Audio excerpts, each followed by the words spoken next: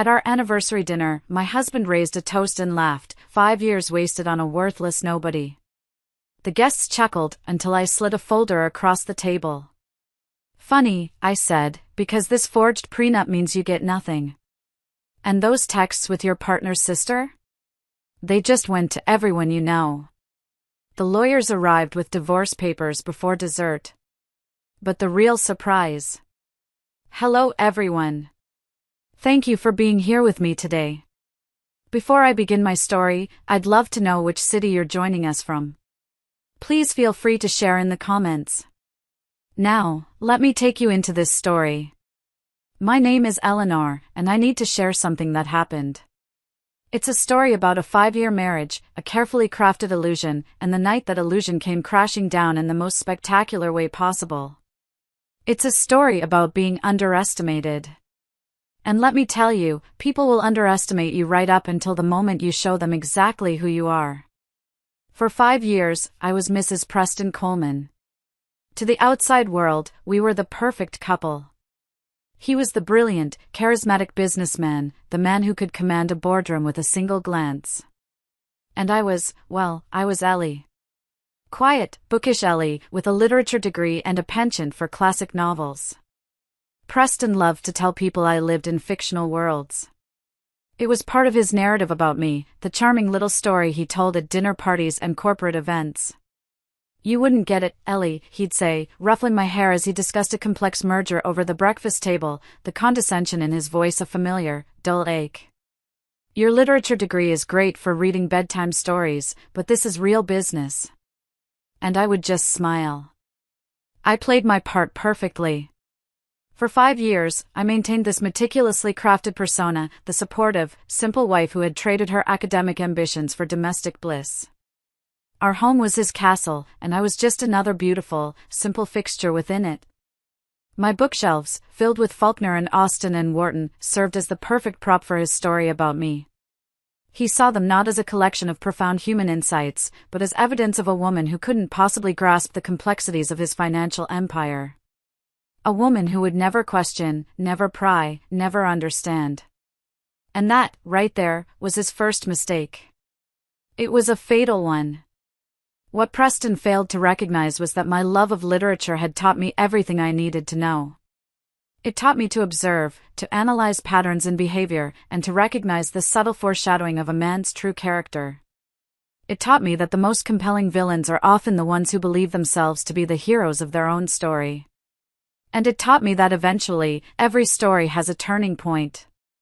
At our anniversary dinner, our 5th anniversary, my husband raised a toast in a room full of our friends and business associates. He smiled that handsome, confident smile of his and laughed. 5 years, he said, his voice carrying across the silent, elegant dining room. 5 years wasted on a worthless nobody. The guests gave a few polite, uncomfortable chuckles. They thought it was a joke, a poorly timed but harmless jab. They kept chuckling until I slid a simple manila folder across the polished mahogany table toward him. Funny, I said, my voice clear and steady. Because this forged prenup means you get nothing. The chuckles died in their throats. And those texts with your partner's sister? I continued, holding up my phone. They just went to everyone you know. The lawyers, you see, were scheduled to arrive with the divorce papers before dessert was even served. But that wasn't the real surprise. The real surprise was what he never, ever saw coming. It didn't start with a plan for revenge. Honestly, it started with hurt. In the early days of our marriage, the dismissiveness was subtle. A patronizing smile when I'd ask about his workday. The way he'd simplify explanations about his company's finances as though he were speaking to a child. It's just some corporate restructuring, honey. Don't you worry your pretty little head about it. I noticed. Of course, I noticed. But I also noticed something more valuable. When he truly believed I wasn't intellectually equipped to understand, he stopped hiding things. It was a gradual erosion of caution, born from his own arrogance. He'd leave his briefcase open on the study floor, confidential papers peeking out. He'd take calls on speakerphone, pacing our living room while discussing creative accounting methods with his partners. I'd just be there in the corner, curled up with a book, seemingly lost in another world. I became invisible wallpaper in my own home. The first time it really clicked, the first time I moved from being a passive observer to an active collector, was about 3 years into our marriage. He was at our kitchen island, laughing into his phone. "Of course, she doesn't understand the Thompson deal," he snorted. "She thinks it's just some corporate reshuffling. The woman reads Jane Austen for fun. She's not exactly equipped to spot a shell company." I was at the stove, stirring a risotto, my back to him. He never saw the way my hand tightened on the wooden spoon, the knuckles turning white. He never saw the slight, almost imperceptible nod I gave to myself. Shell company. I filed the term away, searing it into my memory. That night, after he was asleep, I went to my little reading nook, but instead of opening a novel, I opened my laptop. I created a new, anonymous email account. My first saved document was a simple text file, the Thompson deal. Possible shell company. Initially, it was just a way to prove to myself that I wasn't as simple as he believed. It was my own private rebellion. I had no grand plan for the information. I just couldn't bear the thought of being as ignorant as he assumed. I started taking pictures. A document left on his desk here, a page of a ledger there. My phone, which he saw as a device for social media and online shopping, became my greatest tool. With my back turned, pretending to text my sister, Lorraine, I'd be positioning my phone, recording his condescending explanations about falsifying business expenses. "You have to understand, Ellie, sometimes for the greater good of the company, you have to move assets around in creative ways. It's a bit like a tax write-off, but more complex," he'd say, convinced he was dazzling me with his business acumen. He never noticed the quiet click of my phone locking, the recording safely saved. I would transcribe the conversations later that night, my literature degree finally proving useful in ways Preston never anticipated. Years of analyzing text had trained my memory to capture dialogue with remarkable precision. I developed a system, record what I could, then expand the transcripts with detailed context and observations, noting his tone, his body language, the specific words he chose. This went on for months. My secret email account became a digital archive of Preston's hubris. It was a collection of whispers, boasts, and casual confessions made in front of a woman he had already dismissed. By our 4th anniversary, Preston's carelessness had become routine. It was no longer just a slip-up here and there, it was a fundamental part of his behavior around me. He had so thoroughly convinced himself of my intellectual simplicity that he operated with no filter. The financial documents weren't just left out anymore, they were stacked on the corner of the dining table, a place he knew I cleaned every day. "Just push those aside if you need to, honey," he'd say, "it's just some boring quarterly reports." Boring wasn't the word I'd use. I learned the names of his partners, his accountants, and his offshore holding companies. I learned that aggressive tax strategy was his favorite euphemism for tax evasion. While he was in the shower, I would lay the documents out on the floor, my phone camera working silently, capturing page after page of incriminating evidence. I learned to be quick, efficient, and to leave no trace. I'd put everything back exactly as I found it, down to the angle of the paperclip on a stack of invoices. His business calls became more and more brazen. He'd have his closest partner, Donovan, over for drinks in our living room. They'd sit there, swirling expensive scotch in their glasses, discussing how to hide profits from a recent real estate deal while I was just a few feet away, folding laundry. "Are you sure we should be talking about this here?" I once heard Donovan ask, his voice a low murmur as he gestured vaguely in my direction. Preston let out a booming laugh. The sound echoed off the high ceilings of the room he was so proud of. "Donovan, relax. Don't worry about her," he said, loud enough for me to hear clearly. "Ellie's too busy thinking about her book club to understand what we're doing." I folded a towel with meticulous care, my movements smooth and unhurried. Inside, a cold, hard knot was forming in my stomach. It wasn't just hurt anymore. It was something else, something sharper. It was calculation. I started to see the patterns. The way money would flow into one subsidiary, only to be transferred to another, then another, before ending up in an account in the Cayman Islands. I didn't need a business degree to see that it was a shell game, designed to confuse and obscure. My literary analysis skills, the very thing you mocked, made me exceptionally good at spotting patterns and inconsistencies. When numbers repeatedly appeared in his documents that seemed at odds with what he claimed publicly, I didn't need an accounting degree to flag the discrepancy. I just needed patience and attention to detail, qualities Preston had always dismissed as the fussy habits of a bookish woman. One evening, I was dusting his home office, a task he found fitting for me. He was on the phone with his accountant. "Listen," he instructed, his feet propped up on his expensive mahogany desk. "Just move the Henderson payments through the Cayman account first. The IRS doesn't have the manpower to track every international transfer. Besides, technically, it's not illegal if we route it through the consulting subsidiary first." That night, my transcription was verbatim. My secret archive was growing, becoming less of a personal diary and more of a legal dossier. And still, I had no endgame. I was just a woman adrift, collecting the wreckage of her marriage piece by painful piece. I thought his financial crimes were the worst of it. I was wrong. The real betrayal, the one that would give my mission a purpose, was still to come. The turning point came on a rainy Tuesday, 14 months ago. The kind of gray, dreary day that seems to seep into your bones. Preston had left for a golf game, one of his many networking events. He'd left his laptop open on the kitchen counter while he took a quick shower before leaving. I was wiping down the granite, the scent of lemon cleaner in the air, when the screen lit up. A notification appeared. A message from someone named Sabrina.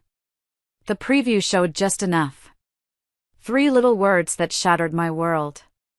"Last night was amazing." My hands started to tremble.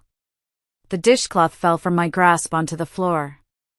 I told myself not to look. I told myself to walk away, to pretend I hadn't seen it. But I couldn't. It was like a magnet, pulling me in. With a shaking finger, I clicked the message. And there she was. Sabrina. The younger sister of his business partner, Donovan. The woman who hugged me at every family gathering, who told me how lucky I was to have Preston. The woman who had, apparently, been sleeping with my husband. I scrolled through months of messages, each one a fresh stab of betrayal. They were intimate, disrespectful, and filled with a shared contempt for me.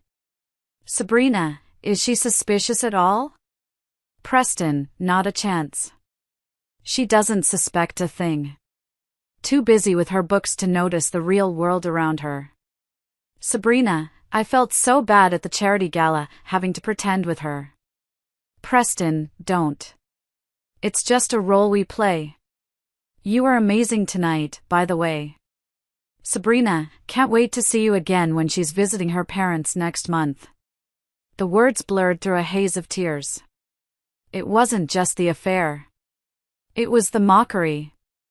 The confirmation that in my own home, in my own marriage, I was the punchline to a cruel joke. The man I had shared a bed with for 5 years saw me as nothing more than a convenient, oblivious fool. I sank into a kitchen chair, the cold of the leather seeping through my clothes. For a few minutes, I just sat there, hollowed out. The pain was a physical thing, a crushing weight on my chest. I thought about screaming. I thought about throwing his laptop against the wall. I thought about packing a bag and just leaving, disappearing from the life that had turned out to be a lie. But then, another feeling started to creep in, pushing past the pain. It was a cold, sharp, clarifying anger. My trembling stopped. The tears dried on my face. I stood up, went back to the laptop, and started taking screenshots. Everything. Every loving emoji, every secret plan, every single word that mocked me. I added them to my growing collection of evidence, creating a new folder in my secret email account simply titled, Betrayal. I returned the computer exactly as I'd found it, closing the message window. When Preston emerged from the shower, smelling of expensive soap and oblivious betrayal, I greeted him with the same warm, gentle smile I'd perfected over 5 years. "Have a good game, honey," I said, kissing his cheek. "I will," he said, patting my head like one might a dog. "Don't wait up." But as I watched him walk out the door, something fundamental had changed within me. My documentation was no longer just about wounded pride or proving a point to myself. It had become ammunition. And I was going to find out exactly how to use it. 2 days later, my hands were still shaking slightly as I dialed a number I hadn't called in years. I had to look it up in my old college alumni directory. Audra Blackwell. We hadn't been close friends, more like acquaintances who shared a few political science classes. But I remembered her being sharp, direct, and fiercely intelligent. The directory listed her as a partner at a downtown law firm, specializing in divorce and financial crimes. It was perfect. Our coffee meetup appeared casual to anyone watching, just two old friends catching up after a decade. We met at a small, independent coffee shop, the kind with mismatched chairs and local art on the walls. I got there early, my heart pounding a nervous rhythm against my ribs. I picked a table in the corner, a place where we wouldn't be easily overheard. "Ellie. My God, you haven't changed a bit," Audra said, her smile genuine as she slid into the chair opposite me. She looked formidable, dressed in a sharp blazer, her hair pulled back in a sleek ponytail. We made small talk for a few minutes, college memories, mutual acquaintances, the rising cost of living. It was excruciating. Finally, I took a deep breath. "Listen, Audra," I began, trying to keep my voice steady. "This is going to sound a little strange, but I'm outlining a novel. And the main character is in a very complicated marriage." Audra raised an eyebrow, a small, knowing smirk playing on her lips. "A novel. Right. Go on." I spent the next hour carefully testing the waters, asking hypothetical questions. What if, I'd say, a character suspected her husband was hiding assets? What kind of proof would she need, or hypothetically, if a prenup was signed, what could possibly invalidate it? I was specific. I asked about recording conversations, about financial disclosure laws, about the legality of accessing documents in a shared home. Audra answered each question with professional precision, her eyes never leaving my face. I could tell she didn't believe the novel story for a second, but she played along.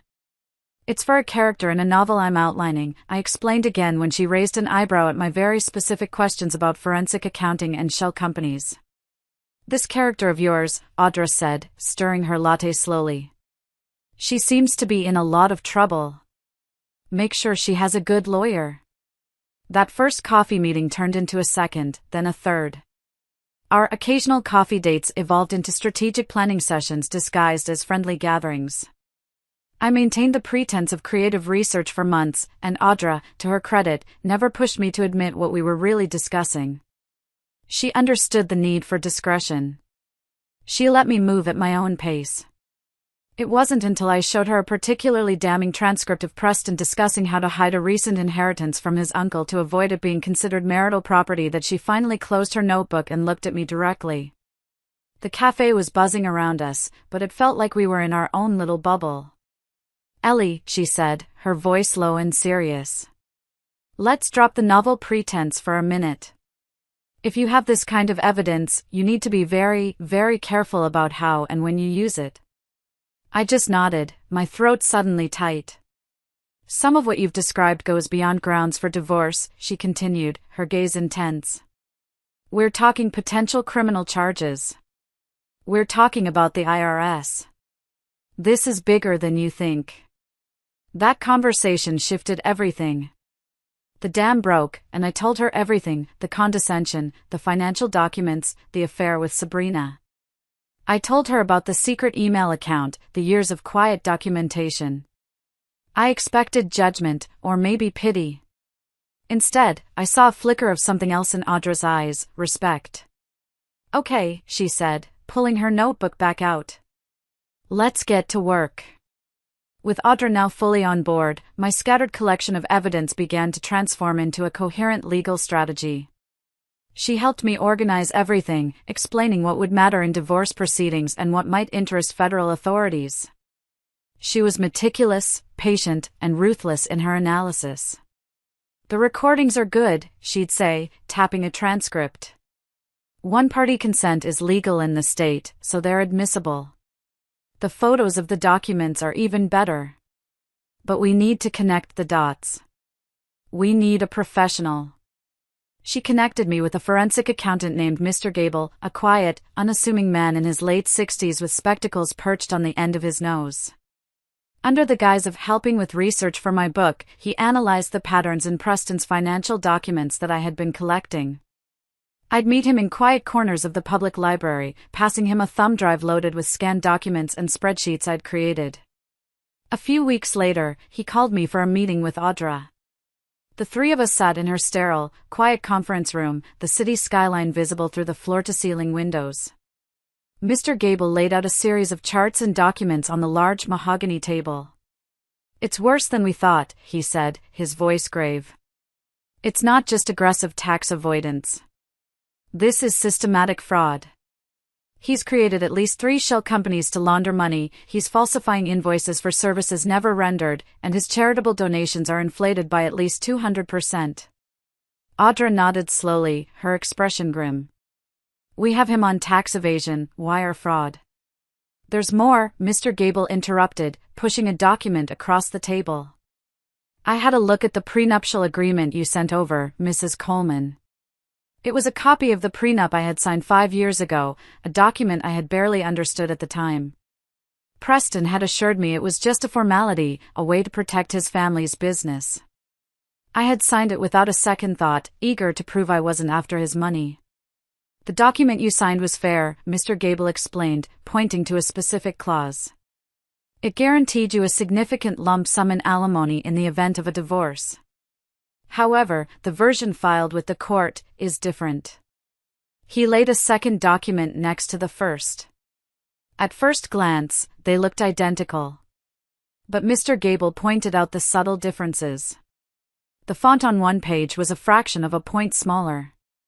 The spacing between 2 paragraphs was slightly different. And nestled within that altered spacing was a new clause, one that effectively left me with nothing.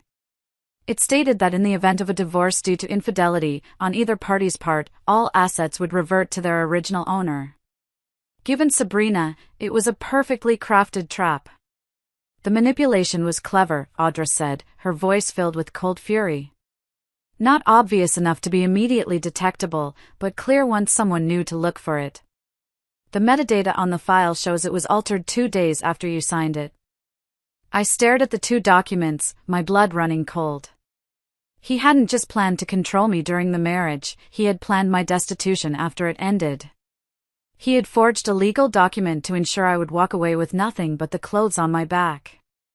Audra reached across the table and placed her hand on mine. "This isn't just unethical, Ellie," she said, her voice firm. "It's a felony. It's fraud. And it invalidates the entire agreement."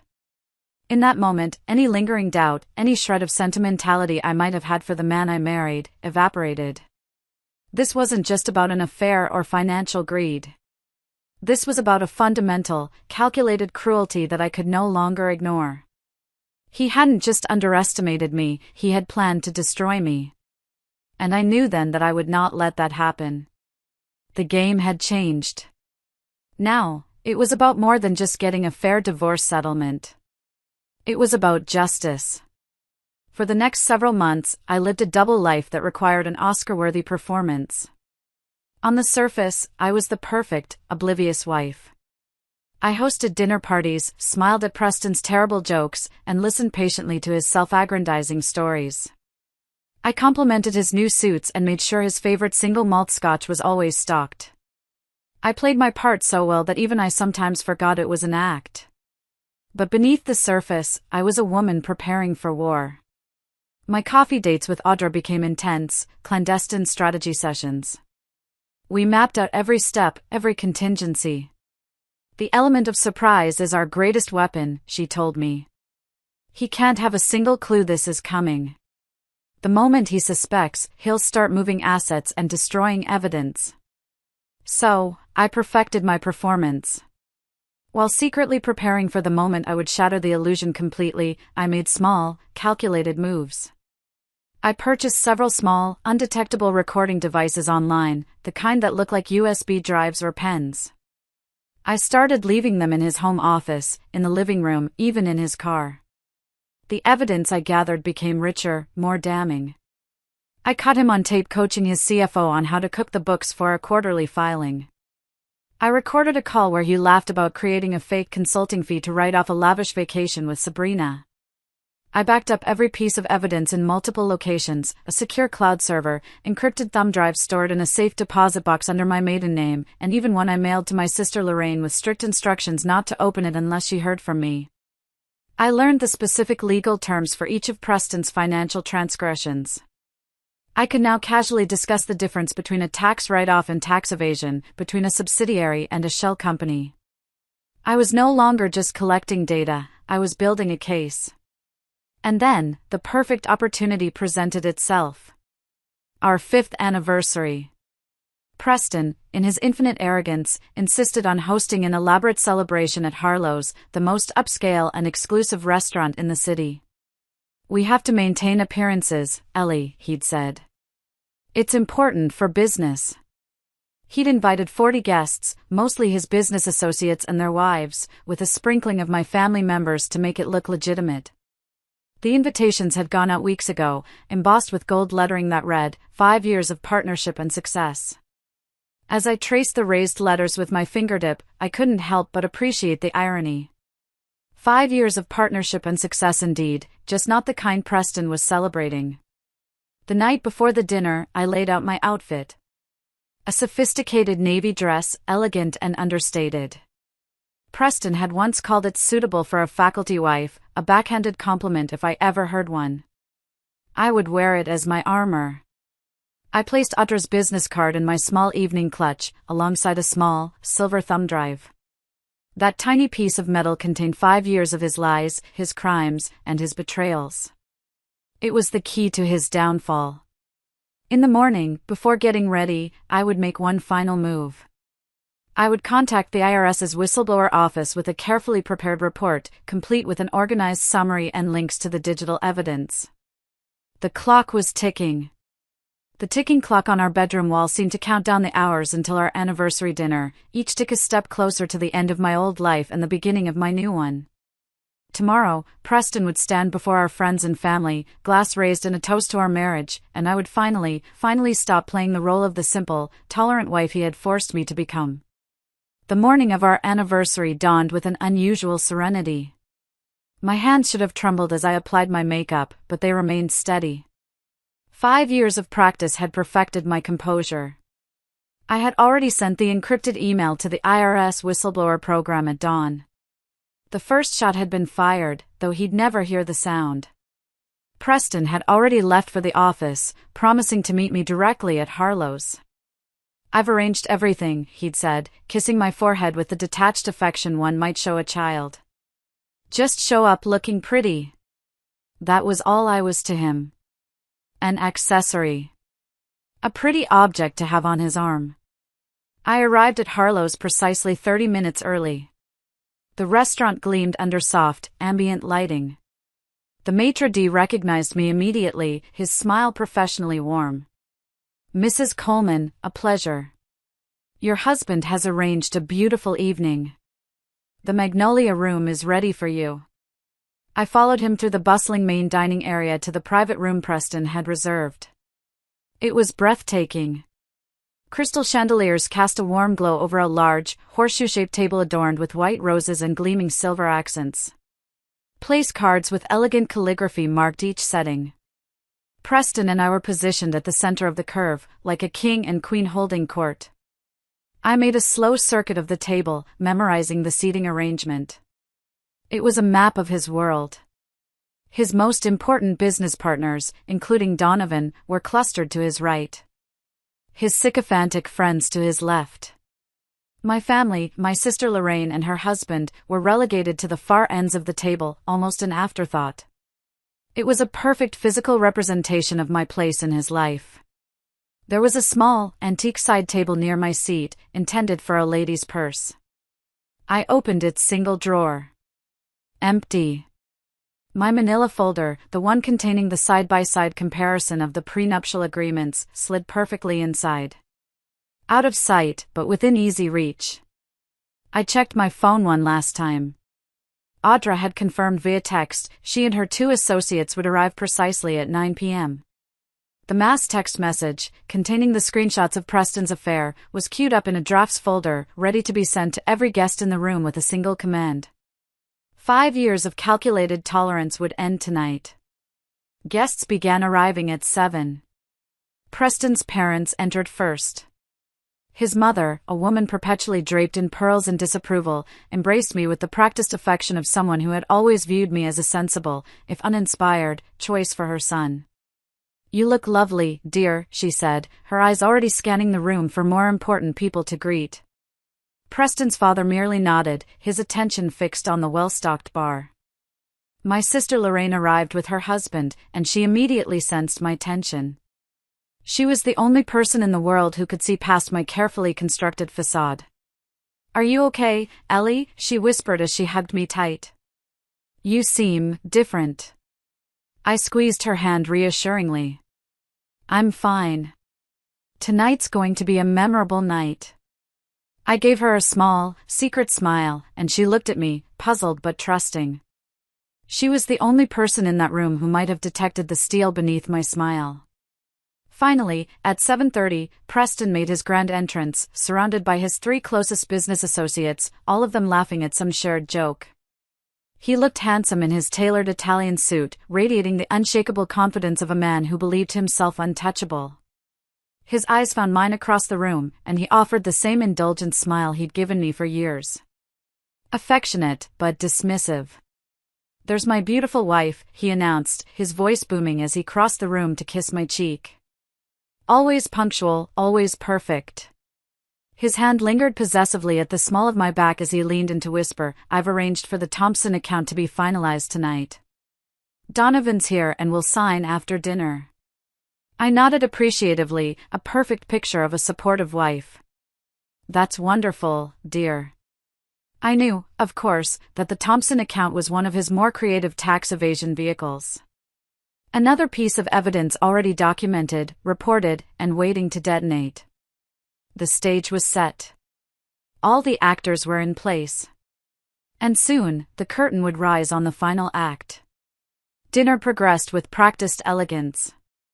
The clinking of silverware against fine china, the low hum of polite conversation, the attentive dance of the waitstaff, it was a perfect picture of success and civility. I played my role, maintaining the gentle, passive smile I had worn for 5 years. I asked the right questions about children and vacations, I laughed at the appropriate moments, and I nodded along to conversations I was never truly a part of. Preston grew increasingly animated with each glass of expensive champagne.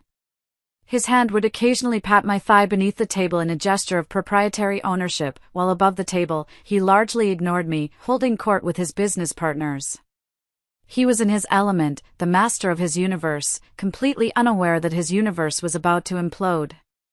Between the main course and dessert, Preston's partner, Donovan, clinked his glass with a spoon, the sound cutting through the chatter. "If I could have everyone's attention," he said with a broad smile.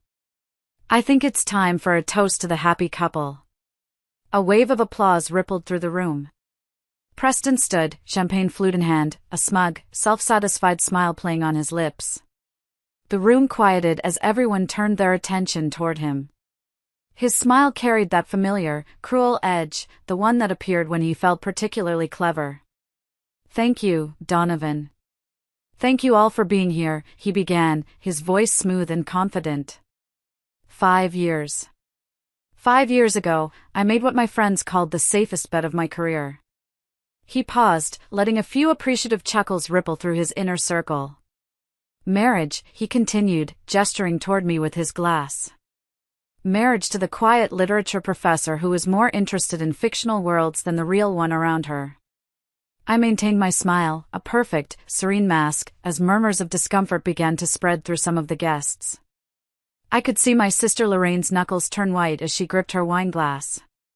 My colleagues, Preston went on, his voice dripping with false modesty, they warned me that marrying someone so academically focused might be challenging for a man in my position. He gestured expansively around the room. But I saw what they didn't. I saw a woman who would never question my business decisions. A woman who would be content with the lifestyle I provided while staying safely in her lane. The room had grown awkwardly silent now. Even his closest friends looked uncomfortable.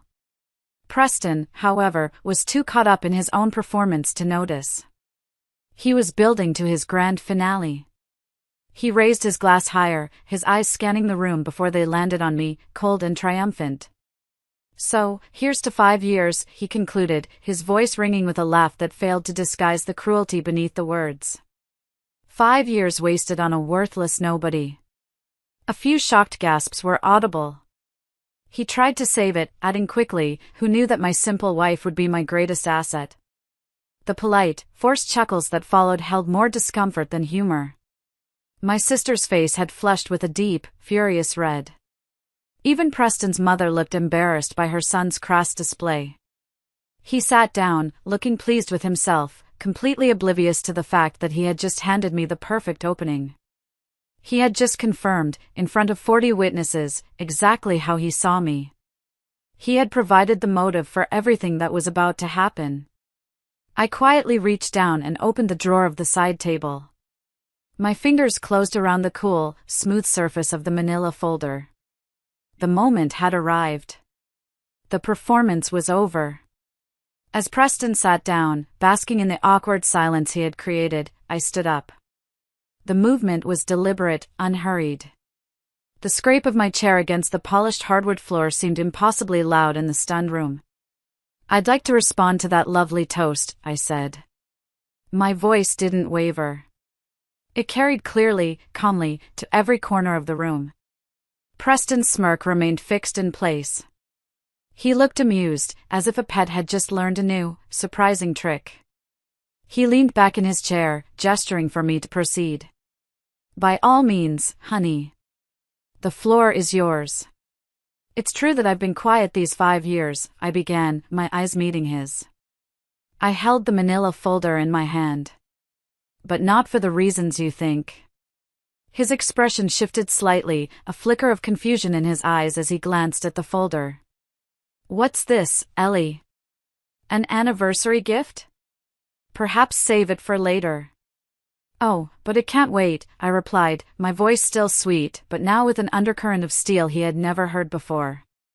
I took a step forward and slid the folder across the table. It came to a neat stop directly in front of his plate. "It's funny you should mention assets," I said, my voice dropping just a little, "because this forged prenup, the one you altered after I signed it, means you actually get nothing from our divorce." The word divorce hung in the air, electric and sharp. The color drained from Preston's face. His smirk vanished, replaced by a look of sheer disbelief. With a trembling hand, he flipped open the folder. Inside, laid out in undeniable clarity, was the evidence. The first page was a side-by-side comparison of the original prenuptial agreement he had given me and the fraudulent version he had filed with the court. The added clauses were highlighted in bright yellow.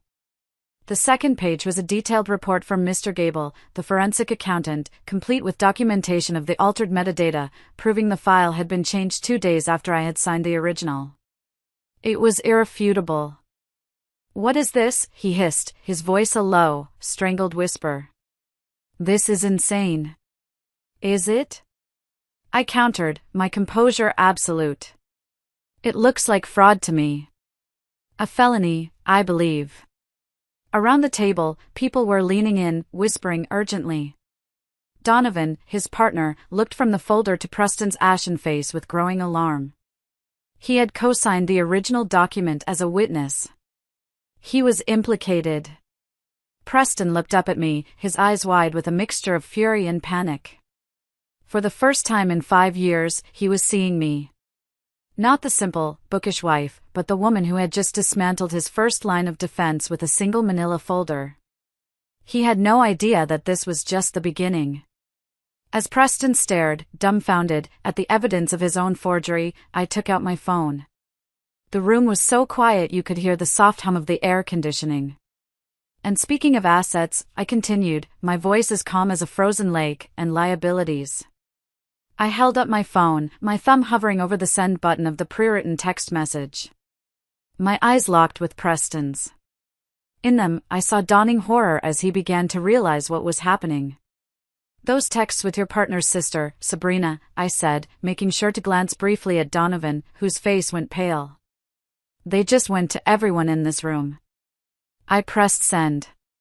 As if choreographed, a symphony of chimes, dings, and buzzes erupted throughout the private dining room. 40 phones, almost in unison, lit up with the same notification. Guests reached for them reflexively, confusion turning to shock as they viewed the evidence of Preston's long-running affair. The explicit messages, the photos, the plans for their secret getaways, it was all there, dated and time-stamped. A woman near the end of the table gasped audibly. Donovan snatched his phone, his eyes widening as he scrolled. He looked at his wife, then at Preston, his face a mask of fury and betrayal. "What have you done?" Preston hissed, half rising from his seat, his chair scraping violently against the floor. "Exactly what you never expected me to do," I answered calmly, my voice cutting through the rising chaos. I paid attention. The atmosphere in the room transformed instantly from awkward silence to open pandemonium.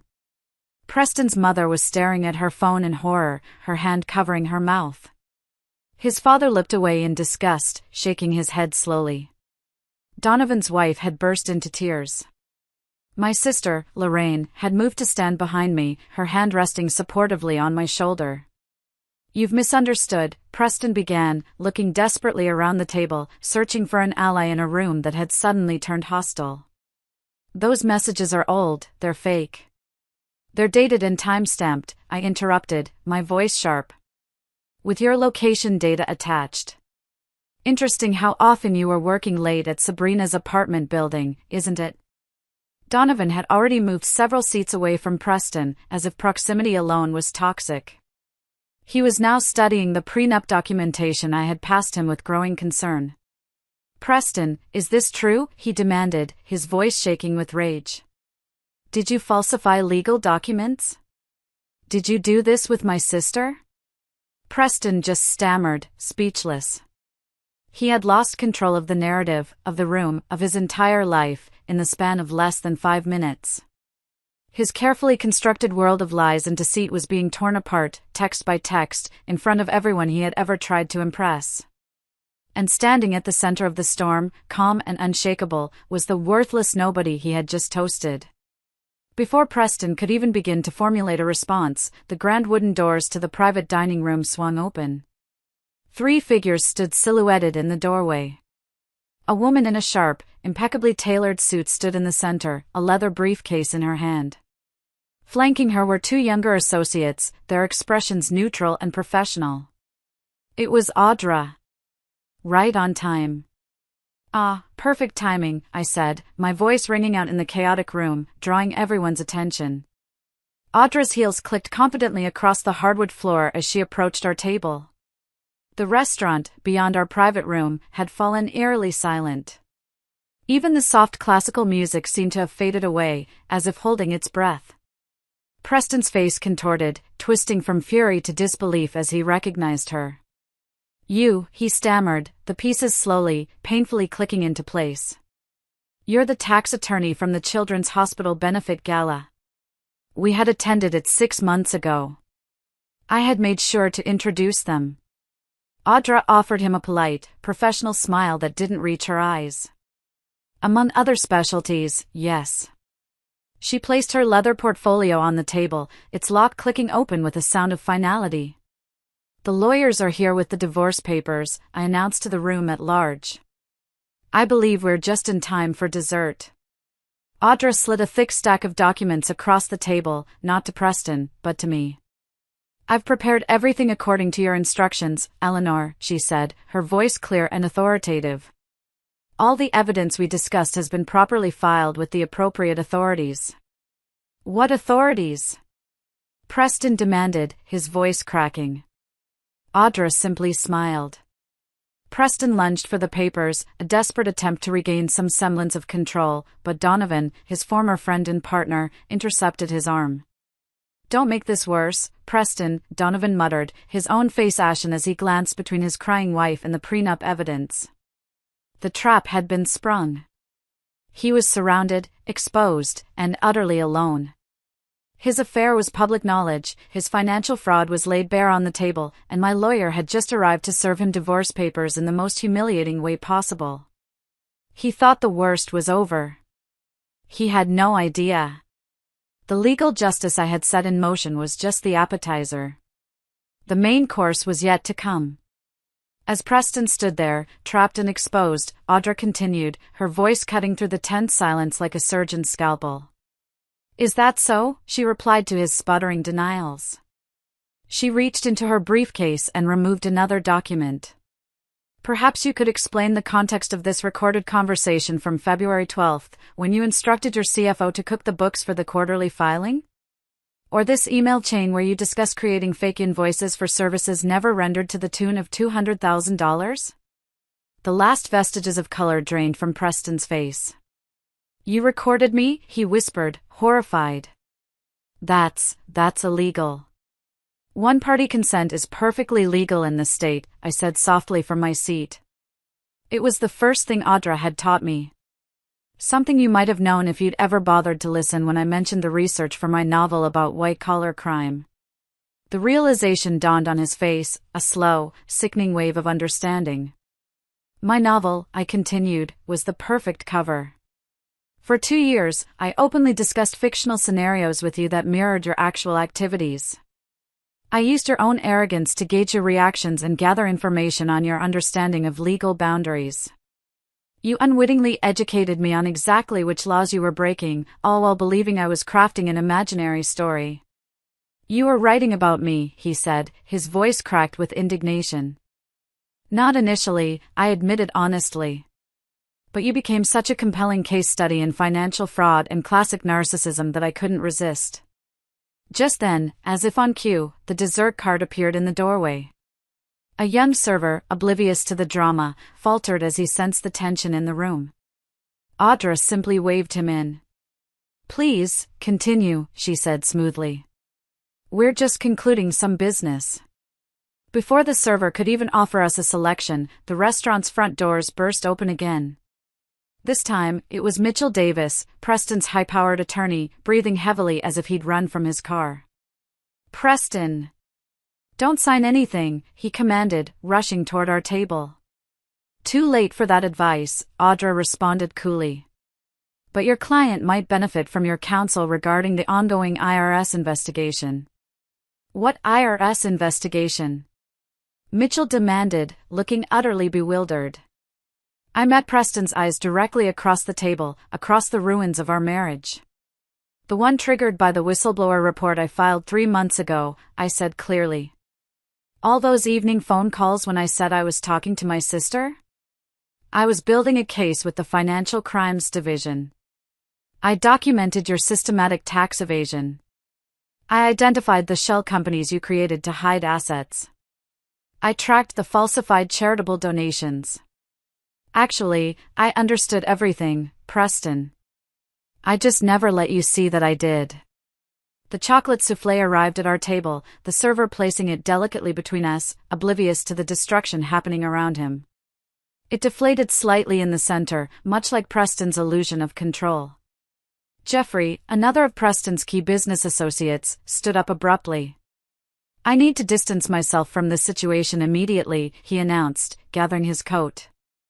Several other associates followed suit, mumbling excuses and avoiding Preston's desperate gaze. "You can't just leave," Preston hissed. "We've worked together for years. You're involved in half of these deals." "That's exactly why I'm leaving," Jeffrey replied coldly. "And why you'll be hearing from my attorney tomorrow." As Preston watched his carefully constructed network disintegrate before his very eyes, his mother approached our table, her face rigid. For perhaps the first time in our marriage, she addressed me directly. I'd like to understand exactly what's happening. Your son created fraudulent financial records, evaded taxes, manipulated legal documents, I explained gently. And he's been having an affair with Donovan's sister for at least the past year. She nodded once, a sharp, decisive movement. She reached up, unclasped the stunning pearl necklace she was wearing, Preston's anniversary gift to her, and placed it on the table. I believe this was purchased with company funds, not with my son's salary, she said. It belongs to your case, not to him. Without another word, she collected her husband and departed, leaving Preston utterly, finally, alone. The room continued to empty out, guests fleeing the scene as if it were contaminated. The elegant anniversary dinner had devolved into a crisis management session, with former allies now treating each other as potential liabilities. As his world crumbled, Preston turned to me, his voice low and dangerous. You spent 5 years planning this. Living a lie. No, Preston, I corrected him calmly. I spent 5 years married to a lie. Tonight, I'm finally telling the truth. His attorney, Mitchell, pulled him aside, their urgent whispers carrying just enough for me to catch fragments about damage control and preliminary injunctions. Across the room, I saw another of his college friends frantically deleting contacts from his phone. I'm out, Preston, the friend announced, loud enough for everyone to hear. The Davidson contract was bad enough, but this. He gestured toward the evidence folder. This could implicate all of us. I have a family. I'm not going down for you. As Preston watched another pillar of his world crumble, something shifted in his expression. The shock hardened into something darker. He straightened his tie and approached our table with a renewed, menacing purpose. We need to talk, he said, his voice low and controlled. Privately. I don't think that's necessary, Audra interjected smoothly. Anything you have to say can be directed through legal channels from this point forward. This doesn't concern you, Preston hissed, then turned his full attention to me. Ellie, think about what you're doing. 5 years together means nothing to you? You're willing to destroy everything over some misunderstanding? For a fleeting second, the familiar pattern nearly reasserted itself. His commanding tone, my anticipated submission. The muscle memory of deference twitched within me. Then I remembered his toast. 5 years wasted on a worthless nobody. There's no misunderstanding, Preston, I replied, my voice steady as a rock. And there's nothing to discuss. He leaned closer, his voice dropping to a threatening whisper. You think this little performance makes you powerful? I built everything we have. When this is over, you'll have nothing and no one. And then something unexpected happened. I laughed. Not the polite, accommodating laugh I'd perfected as Preston's wife, but a genuine, liberating sound that came from deep within my soul. I already had nothing, Preston, I said, meeting his furious gaze without flinching. You made sure of that with a forged prenup. The difference is, now I know my own worth. My straightened posture and direct gaze seemed to unnerve him more than any words could have. He had never seen this version of me. He had never seen the woman who wasn't performing. You'll regret this, he threatened, but the effect was diminished by the tremor in his own voice. I only regret not doing it sooner. Just then, his phone rang. The ringtone was a specific chime he used only for his executive assistant. He checked the screen, his face draining of what little color was left as he answered. What do you mean they're there now? His voice had lost its commanding edge, replaced by barely controlled panic. Don't let them access anything. Nothing. I'm on my way. He ended the call, looking around the room with fresh desperation. I need to go to the office. There's an emergency. What kind of emergency? His lawyer asked sharply. Federal agents, Preston admitted, his voice barely audible. Federal agents are at the building with some kind of warrant. The revelation rippled through the few remaining guests. 2 more of his associates immediately made for the exit, practically running from what was clearly a sinking ship. For the first time since I'd known him, Preston looked truly, utterly lost.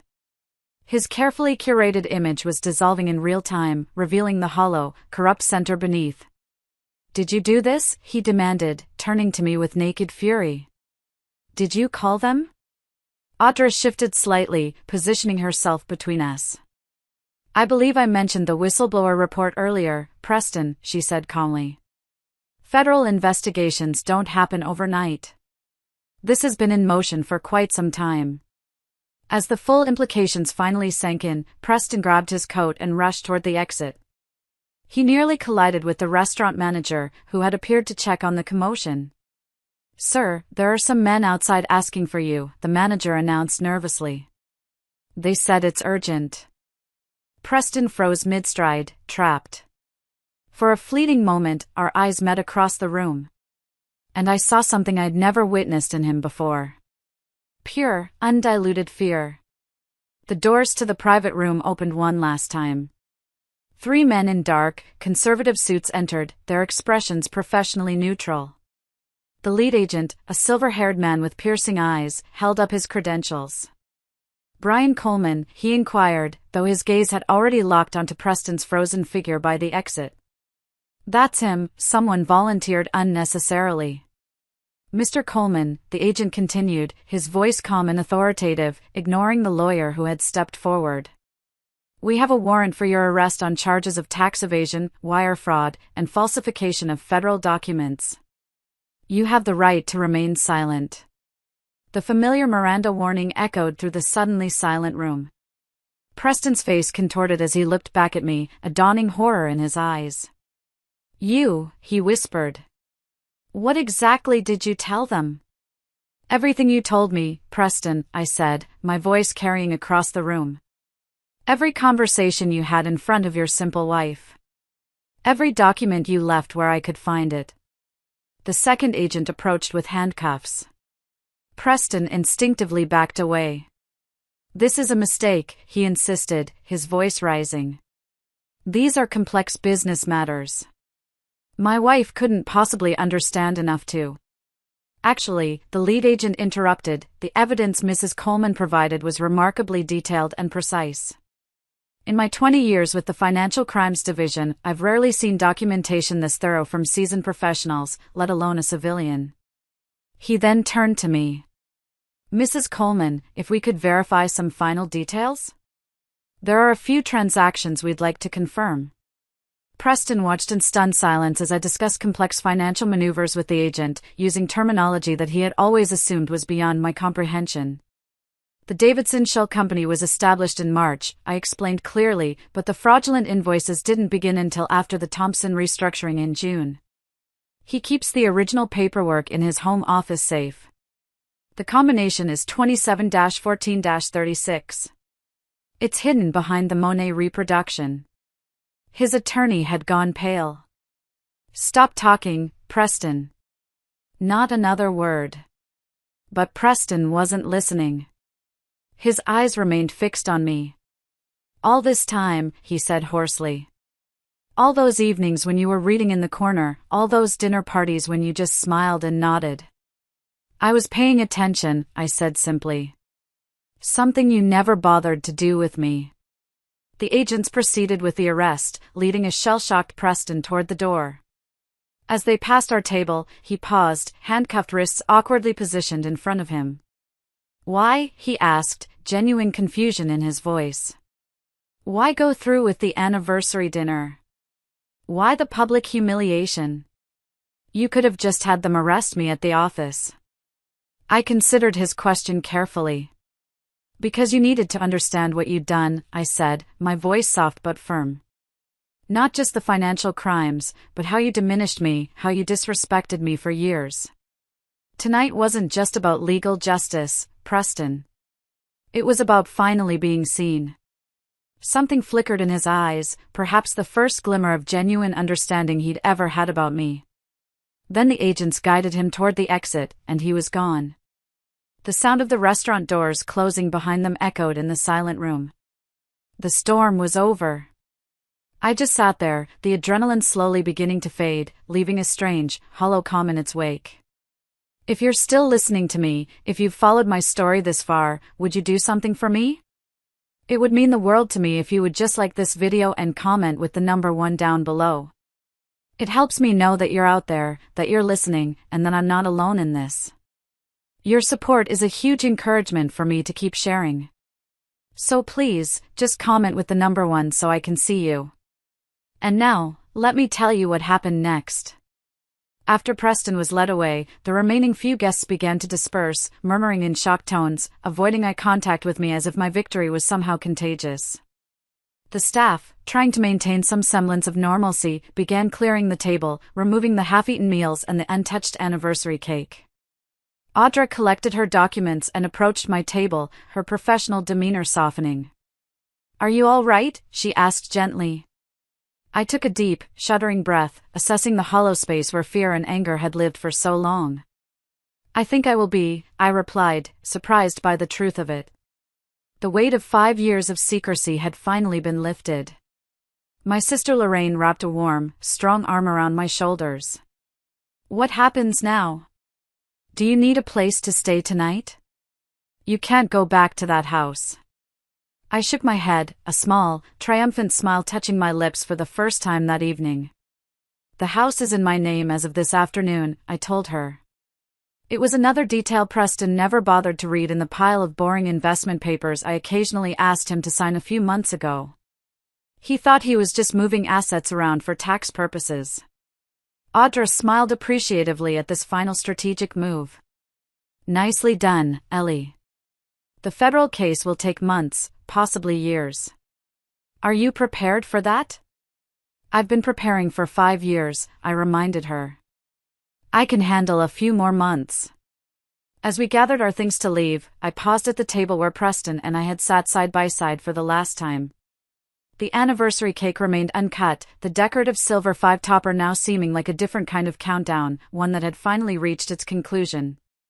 I had survived. More than that, I had won.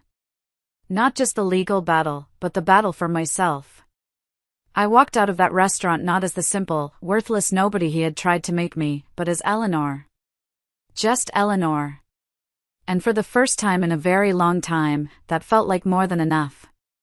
The months that followed were a whirlwind of legal proceedings, depositions, and headlines.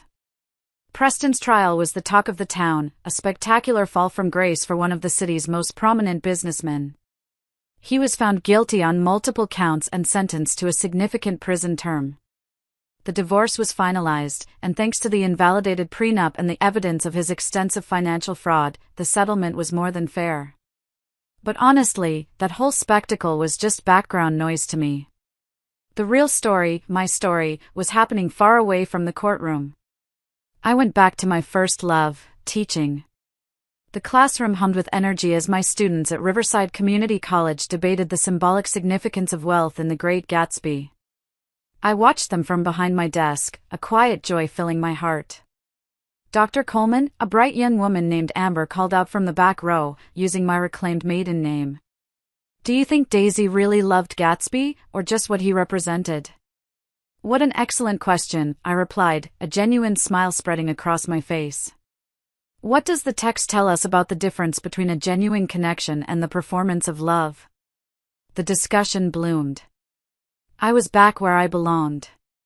The skills I'd once used to dismantle my husband's criminal enterprise, close reading, textual analysis, pattern recognition, were now being channeled into nurturing young minds. After class, I headed to the campus coffee shop. I'd established an informal weekly gathering there for female students interested in financial literacy. What had begun as casual conversations had evolved into structured sessions covering everything from compound interest to recognizing financial red flags in relationships. I was determined to give these young women the tools I never had, the knowledge to protect themselves. My phone buzzed with a text from my publisher. They loved the manuscript. My book, Hidden in Plain Sight, A Woman's Guide to Financial Self-Defense, was scheduled for release in the spring. The advance had been modest, but the early interest from women's groups had surprised everyone but me. I knew there were other women out there like me, women who had been made to feel small, who had been underestimated. I was writing for them. One crisp autumn afternoon, as I was setting up for my financial literacy group, I saw a familiar face hovering uncertainly near the coffee shop entrance.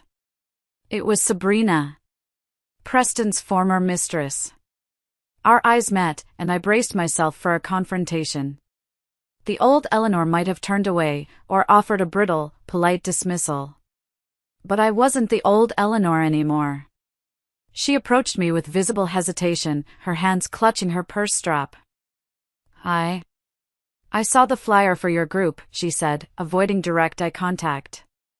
I wasn't sure if I'd be welcome. She told me her story. Preston had promised her the world, but when his empire crumbled, he left her with nothing but a mountain of debt from the lavish lifestyle he had encouraged. She had been just another asset for him to use and discard. She was a victim of his manipulations, too, albeit in a different way. I considered her request thoughtfully. My anger at her had faded long ago, replaced by a quiet understanding. She was a casualty of the same ego that had tried to destroy me. "The group is open to any woman who wants to learn," I replied finally, my voice even. "Everyone deserves financial independence." Vanessa nodded gratefully, a flicker of relief in her eyes, and followed me inside where a dozen women of various ages already waited. As I arranged my materials and looked out at the faces in the room, young students, single mothers, and now, the woman who had been part of my greatest pain, I caught a glimpse of my reflection in the window. I saw a woman I almost didn't recognize. Her posture was confident, her gaze was direct. There was no trace of the person who had spent years making herself smaller to accommodate a man's ego. Preston's trial was over, but that was no longer the center of my story. For the first time in years, I was writing my own narrative. Not as a revenge plot or a survival strategy, but as the life I'd always been capable of living, a life of purpose and empowerment. I smiled at the waiting women. "All right, everyone," I said, opening my notebook to a fresh, clean page. "Let's begin. Thank you so much for listening to my story. It means more than you know. If you've ever felt underestimated or unheard, I hope my journey gives you a little bit of strength. Please, if you feel so inclined, share your own thoughts in the comments below. I read them all. And don't forget to subscribe for more stories. Be well, and be strong.